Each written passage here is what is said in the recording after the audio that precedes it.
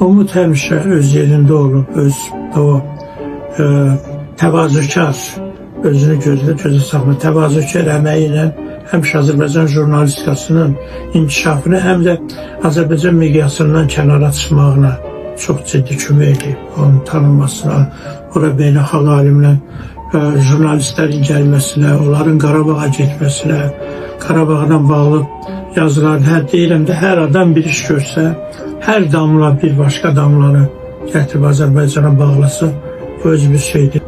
Ona görə ona dost kimi, qardaş kimi həmişə böyük hörmətim olub. Tez-tez görüşməsək də, əvvəl burada tez-tez məclisləri olurdu. Bəzən Qarabağdan bağlı tez-tez burada görüşlər keçirmişik. Başqa o salonlara əlimiz çatmayanda da onun qapıları bizim üzümüzə açıq olub. Onu unudası işlər deyil. Ona görə ona bu ocağında can sağlığı arzulayıram.